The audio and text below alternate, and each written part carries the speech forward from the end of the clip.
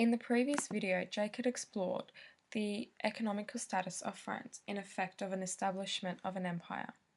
In this video, I will be answering the question of whether there were any resistance towards the Napoleonic regime by the occupied territories. During the Napoleonic rule, there was a major focus on elite groups and reinforcement of a social hierarchy. The high taxes, conscription, the bad behaviour from imperial forces, and major changes to the religious and social structures of the occupied territories created much unrest. All of these factors affected the peasants the most. Thus, a revolt and resistance was inevitable. The French invasion caused much offence towards the Catholic Church. However, this was something that had commenced during the French Revolution, and the Napoleonic regime had just continued on with the focus on regarding and reducing the impact of nobles and clergies. This had continued to create unrest within the social structure. The significant revolts that I will be focusing on in this video are the revolts in Calabria, Portugal and Spain. In Calabria, there was immediate resistance against the French invaders in 1806. However, the resistance also falls back on the promises that were made previously during the leadership of the Cardinal Ruffel. The original ruffians had promised lesser taxes and money. The dynasty was not on the good side of the people, as they had used a previous earthquake in 1703 as an excuse, claiming that the proceeds went to the victims. Ferdinand IV was in a very bad position. He did nothing to prevent the nobility from securing a large share of the land that was thrown up in the markets. The peasants were left worse off than ever before. So when Naples was occupied in early 1806, there was a large eruption of riots. These riots had resulted from a long term of broken promises to the Calabria people. The French responded to these riots with violent burnings of cities and executions of people, which was ordered directly by Napoleon. The invaders were powerless with fewer than 10,000 troops. The entire region was soon overrun with bands of brigands who harassed the French. What kept the revolt was not the devotion towards the monarchy or the Catholic Church. Rather, it was the reprisal traditions of the vendetta and sheer destruction.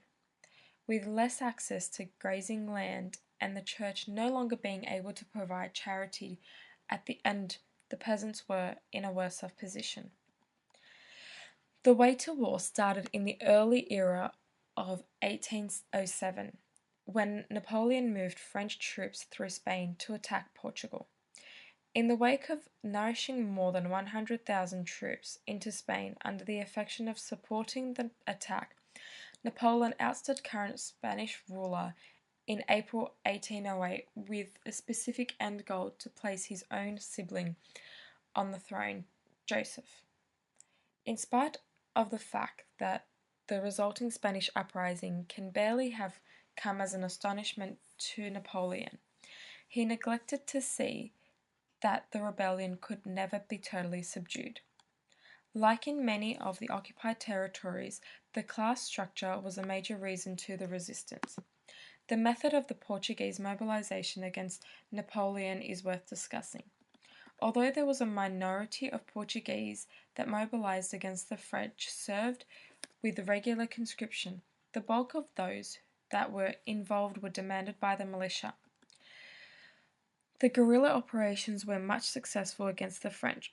As a result, the Portuguese resistance to the French was accompanied by violence against landowning classes. However, the authority had not broken down as much as what it had in Spain. Through this, the French did not have enough time to integrate Portugal into the Napoleonic Empire in the same manner of the rest of the conquest. With Spain, there were few factors that had the Spaniards holding on to their ways, but it is less clear that the notions of devotion to the old ways is not enough to explain the resistance. In 1808, it was in the grip of multiple social, political, and economic crises that caused great suffering for the population. Many of the social, religious, and military authorities did urge the Spanish people not to oppose the French. The Spanish populace still rioted, murdered, and refused to pay their teeth to the churches, and eventually attacked the churches. During this period of 1808, a lot of the burden fell upon the poor, which caused much anger. Soldiers were not voluntarily going to war, and forced conscription was on the rise, that resulted in many resisting, and riots followed.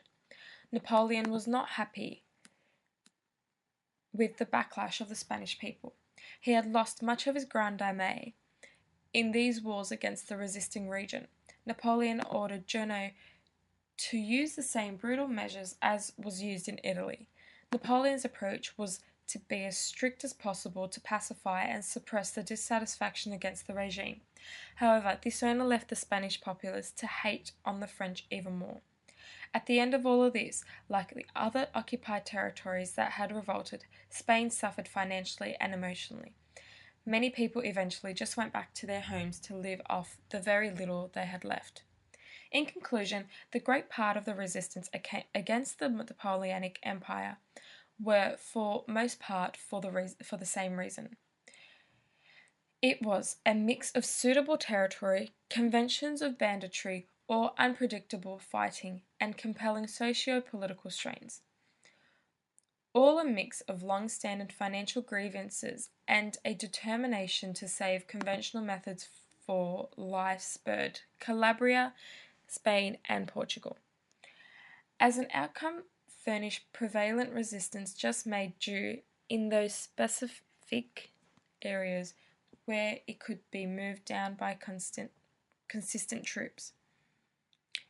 Just to recap on the previous videos, the Napoleonic imperialistic era was explored through Napoleon's influences on the social hierarchy in the occupied territories of Italy and Holland.